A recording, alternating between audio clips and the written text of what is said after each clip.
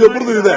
ಅದೇ ತರ ಸ್ಟಾರ್ ನಟರು ಕೂಡ 2000 ಸ್ಕ್ರೀನ್ ಇತ್ತು, ಇವತ್ತು 600 ಸ್ಕ್ರೀನ್ ಆಗಿದೆ. ಸ್ಟಾರ್ ನಟರು ಕೂಡ ಇವ್ರು ಹೇಳ್ತಾರಲ್ಲ, ಡಿ ಬಾಸ್ ದರ್ಶನ್ ಅವರು ಆರೋಪಿ ಸ್ಥಾನದಲ್ಲಿದ್ದಾರೆ. ರೈಟ್, ಆರೋಪಿ ಸ್ಥಾನದಲ್ಲಿ ಅವರು ಆರೋಪ ಹೊತ್ಕೊಂಡು ಜೈಲಲ್ಲಿದ್ದಾರೆ. ಇಬ್ಬರಿಗೂ ನಾನು ಕೇಳ್ತಿದ್ದೀನಿ ಸರ್, ಸಂಬರ್ಗಿ ಸರ್ಗೂ ಹಾಗೆ ಗಣೇಶ್ ಸರ್ಗೂ ಕೇಳಿಸ್ಕೊಳ್ಳಿ ಸರ್. ನಾನು ಸುದೀಪ್ ದರ್ಶನ್ ಬಿಟ್ಟು ನಾನು ಕನ್ನಡ ಚಿತ್ರೋದ್ಯಮದ ಅಭಿವೃದ್ಧಿ ಪ್ರಶ್ನೆ ಕೇಳಿದ್ರು ಕೂಡ ನೀವು ಮತ್ತೆ ಸುದೀಪ್ ದರ್ಶನ್ ಹತ್ರನೇ ಹೋಗ್ತೀರಿ ಅಂದ್ರೆ ಕನ್ನಡ ಚಿತ್ರೋದ್ಯಮ, ಕೇಳಿಸ್ಕೊಳ್ಳಿ ಇಬ್ರು, ಕನ್ನಡ ಚಿತ್ರೋದ್ಯಮ ಕೇವಲ ಸುದೀಪ್ ದರ್ಶನ್ ಮಾತ್ರ ಅಲ್ಲ. ಕನ್ನಡ ಚಿತ್ರೋದ್ಯಮದಲ್ಲಿ ನೂರಾರು ಕಲಾವಿದರಿದ್ದಾರೆ. ಕನ್ನಡ ಚಿತ್ರೋದ್ಯಮ ಅಂತ ಸುದೀಪ್ ಅಂತ, ಕನ್ನಡ ಚಿತ್ರೋದ್ಯಮ ಅಂದ ತಕ್ಷಣ ನೀವು ದರ್ಶನ್ ಅಂತ ದಯವಿಟ್ಟು ಉತ್ತರ ಕೊಡಿ ಸರ್. ಯಾರು ಒಬ್ಬರಿಂದ ಚಿತ್ರೋದ್ಯಮ ಇಲ್ಲ ಮೇಡಮ್, ಎಲ್ಲಾ ನಟರಿಂದಲೂ ಚಿತ್ರೋದ್ಯಮ, ಎಲ್ಲಾ ಫ್ಯಾನ್ಸ್ ಚಿತ್ರೋದ್ಯಮ ನಡೀತಾ ಇರೋದು.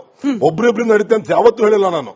ಈಗ ನಮ್ಮ ನಟರ ಬಗ್ಗೆ ನೀವು ರೆಸ್ಪಾನ್ಸಿಬಿಲಿಟಿ ಕೇಳಿದ್ರಲ್ಲ, ಆರೋಪಿ ಸ್ಥಾನದಲ್ಲಿ ಒಬ್ರು ದರ್ಶನ್ ಅವರು ಎಷ್ಟು ಜನ ನಾಯಕ ನಟರು ಇಂಥ ಟೈಮಲ್ಲಿ ಹೋಗಿ ಅವ್ರಿಗೆ ಒಂದು ಮಾನಸಿಕ ಧೈರ್ಯ ತುಂಬಿದ್ದಾರೆ, ಸಾಂತ್ವನ ಹೇಳಿದ್ರೆ ಹೇಳಿ ಮೇಡಮ್ ನೋಡೋಣ. ಅದು ರೆಸ್ಪಾನ್ಸಿಬಿಲಿಟಿ ಅಲ್ವಾ? ಅದು ರೆಸ್ಪಾನ್ಸಿಬಿಲಿಟಿ ಅಲ್ವಾ? ಚಿತ್ರೋದ್ಯಮ ರೆಸ್ಪಾನ್ಸಿಬಿಲಿಟಿ ಅಲ್ವಾ? ಹೇಳಿ ನೀವು, ಇದೆಯಾ ಅಲ್ವಾ ರೆಸ್ಪಾನ್ಸಿಬಿಲಿಟಿ? ಇದೆಯಾ ಹಾಗಾದ್ರೆ? ನಾನು ಹೇಳಿದ್ರೆ ಮತ್ತೆ ಕೆಲವರಿಗೆ ಬೇಜಾರಾಗಬಹುದು ಸರ್. ಅಲ್ಲ ಕೇಳಿಸ್ಕೊಳ್ಳಿ ಗಣೇಶ, ನೀವು ಪ್ರಶ್ನೆ ಕೇಳಿದ್ರಿ, ನಾನು ಉತ್ತರ ಕೊಡೋದನ್ನು ಕೇಳಿಸ್ಕೊಳ್ಬೇಕು. ಈಗ ದೇಶಕ್ಕೋಸ್ಕರ ಯುದ್ಧ ಮಾಡಿ, ಶತ್ರು ರಾಷ್ಟ್ರಕ್ಕೆ ಹೋಗಿ ಯುದ್ಧ ಮಾಡಿ ಅದರಿಂದ ಏನಾದ್ರೂ ಜೈಲು ಪಾಲಾಗಿದ್ರೆ ಹೋಗಿ ಸಾಂತ್ವನ ಹೇಳ್ಬೋದಾಗಿತ್ತು ಸರ್. ಇರೋ ಆರೋಪ ಕೊಲೆದು ಸರ್, ಇದಕ್ಕೆ ಹೋಗ್ಬಿಟ್ಟು ಸಮಾಧಾನ ಹೇಳಬೇಕು. ಆರೋಪಿ ಆಗಿರೋದು ಕೂಡ ಕೊಲೆ ಪ್ರಕರಣದಲ್ಲಿ I am not going there. ಈ ಪ್ರಶ್ನೆಗೆ ಉತ್ತರ ಕೊಟ್ಟೆ, ನನ್ನ ಪ್ರಶ್ನೆಗೆ ಉತ್ತರ ಕೊಡಿ. ಪಾನ್ ಇಂಡಿಯಾ ನನಗದು ಉತ್ತರ ಬೇಕು, ನನಗದು ಉತ್ತರ ತಪ್ಪು ಸರ್, ತಪ್ಪು. ಡಿ ಕೆ ಶಿವಕುಮಾರ್ ಅವರು, ನಾನು ಹೇಳ್ತಿದ್ದೀನಲ್ಲ, ಕೇವಲ ನಾನು ದರ್ಶನ್ ಅವ್ರ ವಿಚಾರದಲ್ಲಿ ಹೇಳ್ತಾ ಇಲ್ಲ. ಡಿ ಕೆ ಶಿವಕುಮಾರ್ ಅವರು ಈ ರಾಜ್ಯದ ಉಪಮುಖ್ಯಮಂತ್ರಿಗಳಾಗಿ ಭ್ರಷ್ಟಾಚಾರದ ಆರೋಪ ಹೊತ್ತು ಜೈಲು ಪಾಲಾಗಿರುವ, ಕೊಲೆ ಪ್ರಕರಣದ ಆರೋಪ ಹೊತ್ತು ಜೈಲು ಪಾಲಾಗಿರುವ ಶಾಸಕರನ್ನ ಮಾತನಾಡಿಸಿಕೊಂಡು ಬಂದಿದ್ದು ಕೂಡ ತಪ್ಪು. ತಪ್ಪೇ ಅದು. ಅಲ್ಲಿಗೆ ನಾನು ಹೋಗ್ತಲೇ ವಾಪಸ್ ಬನ್ನಿ ವಿಚಾರಕ್ಕೆ. ಪಾನ್ ಇಂಡಿಯಾ ಸಿನಿಮಾ ಏನು, ಯಾಕೆ ನೀವು ನೋಡಿಲ್ಲ ಸರ್? ನಿಮ್ದು ದುರ್ಭಾಗ್ಯ, ನೀವು ನೋಡಿಲ್ಲ. ಮಹಾಭಾರತ ಡಿಬೇಟ್ ಆಗಿದೆ, ಮನೆಗೆ ಹೋಗ್ಬಿಟ್ಟು ನೋಡಿ. ಮಹಾಭಾರತ ಡಿಬೇಟ್ ಆಗಿದೆ, ವಿಷಯಕ್ಕೆ ಬನ್ನಿ ಸರ್. ಪಾನ್ ಇಂಡಿಯಾ ಗೀಳು, ಪಾನ್ ಇಂಡಿಯಾ ಸಿನಿಮಾ ಗೀಳು ಮೇಡಮ್. ಆ ಗೀಳು ಬಂದಿರೋದು ತಾವು ಒಬ್ಬರು ಬೆಳಿಬೇಕು, ತನ್ನ ಸಂಸಾರ ಬೆಳಿಬೇಕು ಅಷ್ಟೇನೆ. ಪ್ಯಾನ್ ಇಂಡಿಯಾ ಮಾಡಿದ್ರೆ ಒಬ್ಬ ಹೀರೋ 1,000 ಕೋಟಿ ಒಬ್ಬ ಹೀರೋ ಅನ್ನಿಸ್ಕೋತಾನೆ, ಪ್ರೊಡ್ಯೂಸರ್ 1,000 ಕೋಟಿ ಕಳ್ಕೋತಾನೆ. ಬಟ್ ಇಲ್ಲಿ ಚಿತ್ರರಂಗಕ್ಕೆ ಏನು ಉಪಯೋಗ ಇಲ್ಲ ಅದರಿಂದ. ಈ ಚಿಕ್ಕ ಪುಟ್ಟ ಸಿನಿಮಾಗಳು ಮಾಡಿದಾಗ ಪ್ರತಿದಿನ ಕಾರ್ಮಿಕರು ಒಂದು 27 ವರ್ಗ ಇದೆ ಮೇಡಮ್. ಒಂದು ಸಿನಿಮಾ ಮಾಡಬೇಕು 27 ವರ್ಗ ಕೆಲಸ ಮಾಡುತ್ತೆ. ಆ 27 ವರ್ಗನೂ ಅವತ್ತಿನ ಜೀವನ ಮಾಡುತ್ತೆ, ಅವತ್ತಿನ ಸಂಸಾರ ಮಾಡುತ್ತೆ, ಅವತ್ತಿಂದು ಹೊಟ್ಟೆ ತುಂಬಿಸ್ಕೊಳ್ತಾರೆ. ಈ ಪ್ಯಾನ್ ಇಂಡಿಯಾ ಮಾಡಿದ್ 4 ವರ್ಷ 5 ವರ್ಷ ಮಾಡಿದ್ರೆ ಇಂಡಸ್ಟ್ರಿಗೆ ಏನು ಲಾಭ ಇಲ್ಲ ಮೇಡಮ್. ಅದರಿಂದ ಲಾಭ ಆಗೋದು ಒಬ್ಬ ಹೀರೋಗೆ ಚೆನ್ನಾಗಿ ಓಡಿದ್ರೆ ಪ್ರೊಡ್ಯೂಸರ್ಗೆ, ಅದು ಬಿಟ್ಟರೆ ಪ್ಯಾನ್ ಇಂಡಿಯಾ ಏನು ಉಪಯೋಗ ಇಲ್ಲ. ಸಂಜಯ್ ಅವರೇ, ಕಳೆದ ಕೆಲವೇ ತಿಂಗಳ ಹಿಂದೆ ಫಿಲ್ಮ್ ಚೇಂಬರ್ ಒಂದು ಅದ್ಭುತವಾದ ಇನಿಷಿಯೇಟಿವ್ ತಗೊಂಡು ಸರ್ಕಾರದ ಬಳಿ ಹೋಗ್ಬಿಟ್ಟು, ನೋಡಿ ಚಿತ್ರಮಂದಿರಕ್ಕೆ ಚಿತ್ರ ಅಭಿಮಾನಿಗಳು ಬರ್ತಾ ಇಲ್ಲ, ಅದರಲ್ಲೂ ಮಾಲು ಮಲ್ಟಿಪ್ಲೆಕ್ಸ್ ಗಳಲ್ಲಿ ಸಿಕ್ಕಾಪಟ್ಟೆ ಟಿಕೆಟ್ ಪ್ರೈಸ್ ಇದೆ, 200 ರೂಪಾಯಿ ಬೇಸ್ ಪ್ರೈಸ್ ಫಿಕ್ಸ್ ಮಾಡಿ ಅಂತ ಹೇಳಿ ಮಾಡ್ತು. ಎಷ್ಟು ಫ್ಯಾನ್ ಅಸೋಸಿಯೇಷನ್ಗಳು ಫಿಲ್ಮ್ ಚೇಂಬರ್ಗೆ ಬೆಂಬಲವಾಗಿ ನಿಂತ್ಕೊಳ್ತು ಸರ್. ನೀವು ಮೀಡಿಯಾ ರೆಸ್ಪಾನ್ಸಿಬಿಲಿಟಿ ಬಗ್ಗೆ ಕೇಳಿದ್ರೆ ಇದೇ ಮಹಾಭಾರತ ಚರ್ಚಾ ಕಾರ್ಯಕ್ರಮದಲ್ಲಿ 200 ರೂಪಾಯಿ ಟಿಕೆಟ್ ನಿಮಗೆ ಕರಿಬೇಕಾ ಸರ್? ಕರೆದು ಬಿಟ್ಟ ಇವಾಗ ದರ್ಶನ್ ಅವ್ರ ಪರ, ಸುದೀಪ್ ಅವ್ರ ಪರ ವಾರ್ಡ್ ಮಾಡ್ತಾ ಇರೋದು ಇದೇನ್ ಸರ್? ಹಾಗಾದ್ರೆ ಇಂಥ ಅಭಿಮಾನಿಗಳಿಗೆ ನನ್ನ ಹತ್ರ ಉತ್ತರ ಇಲ್ಲ. ನನಗೆ ಗೊತ್ತಾಗಿದ್ದೆ ಇವಾಗ ಅಂತಿರೋ ಅಭಿಮಾನಿಗಳ ಹತ್ರ ನನ್ನ ಉತ್ತರನೇ ಇಲ್ಲ. ಚಿತ್ರರಂಗಕ್ಕೆ ಮಾರಕ madam. Narasimhalu sir PAN India ಅಂತ ಇವತ್ತು ಮಾಡ್ತಾ ಇದಾರಲ್ಲ, ನಮ್ಮ ಇಂಡಸ್ಟ್ರಿಗೆ ಮಾರಕ ಆಗ್ತಾ ಇದೆ ಮೇಡಮ್. ಒಬ್ಬ ವ್ಯಕ್ತಿ ಮೇರು ನಟ 12 ಸಿನಿಮಾ ಮಾಡಿರೋ ಉದಾಹರಣೆಗಳಿದೆ ಕರ್ನಾಟಕದಲ್ಲೇ. ತಗೊಳ್ಳಿ, ಡಾಕ್ಟರ್ ರಾಜ್ಕುಮಾರ್ ಅವರು 12 ಸಿನಿಮಾ 13 ಸಿನಿಮಾ ವರ್ಷದಲ್ಲಿ ಮಾಡ್ತಾ ಇದ್ರು. ಇವತ್ತು ಒಂದರಲ್ಲಿ ಬೆಳೆದ ತಕ್ಷಣ ನಾನು ಸ್ಟಾರ್, ಪ್ಯಾನ್ ಇಂಡಿಯಾ ಸ್ಟಾರ್ ಅನ್ಕೊಂಡ್ಬಿಟ್ಟು ಹೋಗ್ಬಿಟ್ಟು 6 ವರ್ಷ 7 ವರ್ಷಕ್ಕೊಂದು ಸಿನಿಮಾ ಮಾಡಿದ್ರೆ ಸಿನಿಮಾ ಮಂತ್ರಿಗಳು ಮುಚ್ಕೊಂಡಿರ್ಬೇಕು ಅಲ್ಲಿವರೆಗೂ. ಅವ್ರಿಗೇನಾರ ತಿರುಗಿ ನೋಡ್ತಾ ಇದಾರ, ನಾವ್ ಎಲ್ಲಿಂದ ಬಂದ್ವಿ, ಎಲ್ಲಿಂದ ನಮ್ಗೆ ಹೆಸರು ತಂದು ಕೊಡ್ತಾ ಅನ್ನೋದು ನೋಡ್ತಾನೆ ಇಲ್ಲ.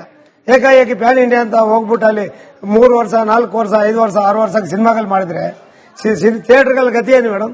2,000 ಸ್ಕ್ರೀನ್ಗಳಿತ್ತು ಸಿಂಗಲ್ ಸ್ಕ್ರೀನ್, ಇವತ್ತಿನ ದಿನ 600 ಸ್ಕ್ರೀನ್ ಇದೆ. ಏನ್ ಮಾಡ್ಬೇಕು ಮೇಡಮ್? ಎಲ್ಲಿ ಇವತ್ತು ಮಾಡಿ ಸಿನಿಮಾ ಇದಕ್ಕೊಂದು social media ಇದ್ದಾಗ ವಾರು. ಮಾಡಿ ವಾರು. ಇಂದಿರಾಗ ಮುಚ್ಕೊಂಡಿರೋಕೆ ಸಾಧ್ಯ ಇತರ ಇದೆಯಾ? ವಿಚಾರಕ್ಕೆ ಅಭಿಮಾನಿಗಳ ಕಡೆಯಿಂದ ಸಂಪರ್ಕಿಸಿ ನೀವು ಉತ್ತರ ಕೊಡಿ. ಗಣೇಶ್ ಸರ್, ನೀವು ಉತ್ತರ ಕೊಡಿ. ಪಾಪ ಸಂಜಯ್ ಅವರಿಗೆ ಇದಕ್ಕೆ ಉತ್ತರ ಇಲ್ಲ. ನನಗೆ ಈ ಪ್ರಶ್ನೆಗೆ ಉತ್ತರ ಬೇಕೇ ಬೇಕು ಅನ್ನೋ ಕಾರಣಕ್ಕೆ ಮತ್ತೆ ರಿಪೀಟ್ ಆಗಿ ಕೇಳ್ತಾ ಇದ್ದೀನಿ. ಕನ್ನಡ ಚಿತ್ರೋದ್ಯಮವನ್ನ ಉಳಿಸುವ ಸಲುವಾಗಿ ಒಂದು ಅದ್ಭುತವಾದ ಇನಿಷಿಯೇಟಿವ್. ಮಾಲ್ಗಳಲ್ಲೂ ಮಲ್ಟಿಪ್ಲೆಕ್ಸ್ಗಳಲ್ಲೂ ₹200 ಟಿಕೆಟ್ ಪ್ರೈಸ್ ಫಿಕ್ಸ್ ಮಾಡೋದು. ಎಷ್ಟು ಅಭಿಮಾನಿ ಸಂಘಟನೆಗಳು, ದರ್ಶನ್ ಸುದೀಪ್ ನಾನಿಲ್ಲಿ ಎರಡನ್ನು ಟ್ಯಾಗ್ ಮಾಡ್ತಿಲ್ಲ ಸರ್, ಯಾವ ನಟ ನಟಿಯರ ಅಭಿಮಾನಿಗಳು ಇದಕ್ಕೆ ಪೂರಕವಾಗಿ ಬಂದ್ರು, ಎಷ್ಟು ಜನ ಫಿಲ್ಮ್ ಚೇಂಬರ್ಗೆ ಬೆಂಬಲವಾಗಿ ನಿಂತರು? ಸಂಪರ್ಕಿ ಸರ್, ನೀವು ಉತ್ತರ ಕೊಡಿ, ಅದಾದ್ಮೇಲೆ ಗಣೇಶ್ ಸರ್. ಅನೇಕ ಫೋರಂಗಳಲ್ಲಿ, ಫಿಲ್ಮ್ ಫೆಡರೇಷನ್ ಡಿಸ್ಕಷನ್ಗಳಲ್ಲಿ, ಆಲ್ ಇಂಡಿಯಾ ಮಲ್ಟಿಪ್ಲೆಕ್ಸ್ ಡಿಸ್ಕಷನ್ಗಳಲ್ಲಿ ನಮ್ಮ ರೆಪ್ರೆಸೆಂಟೇಷನ್ 200 ಕ್ಯಾಪ್ ಅನ್ನ ಮಾಡಲೇಬೇಕು, ಈಸಿ ಆಗಬೇಕು ಕನ್ಸ್ಯೂಮರ್ ಪಾಯಿಂಟ್ ಆಫ್ ವ್ಯೂ ಇಂದ ಅಂತ ಅನೇಕ ದಾವೆಗಳನ್ನ ಮಾಡಿದ್ದೇವೆ. ಇದೇನು ಇವತ್ತು ಬಂದ್ರೆ ಹೊಸದಲ್ಲ. 2017ರಲ್ಲೇ ಸಿದ್ದರಾಮಯ್ಯ ಸರ್ಕಾರ ₹150 ಅಂತ ಮಾಡಿದಾಗ ಅದಕ್ಕೆ ನಾವು ಸಪೋರ್ಟ್ ಮಾಡಿದ್ವಿ.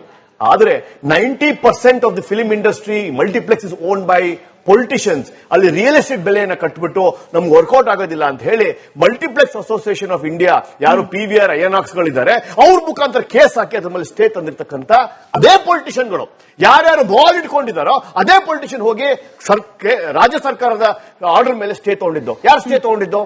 ಎಲ್ಲ ಮಾಲ್ ಓನರ್ಸ್ಗಳು. ಯಾರ್ಯಾರು ಮಾಲ್ ಓನರ್ಸ್ಗಳಿದ್ದಾರೆ? ಎಲ್ಲ ರಾಜಕೀಯ ಪಕ್ಷದವರು ಇದ್ದಾರೆ. ಅವರೇ ವಿಧೇಯಕ ತರೋದು ಅವರೇ, ಸ್ಟೇ ತರೋದು ಅವರೇ. ಸೊ ಹೀಗಿರ್ಬೇಕಾದ್ರೆ ಕಾನೂನಾಗಿ ಹೇಗೆ ಹೋರಾಟ ಮಾಡೋದು? ಹೌದು, ನಿಜವಾಗ್ಲೂ ಕನ್ಸ್ಯೂಮರ್ಗೆ ₹200 ಟಿಕೆಟ್ ಕೊಟ್ರೆ ತಿಂಗಳು ಒಂದು ಪಿಕ್ಚರ್ ನೋಡೋ ಬದಲು 15 ದಿವಸ ಒಂದು ಪಿಕ್ಚರ್ ನೋಡ್ತಾನೆ. ಮಧ್ಯಕ್ಕೆ ಬರ್ತೀರಾ?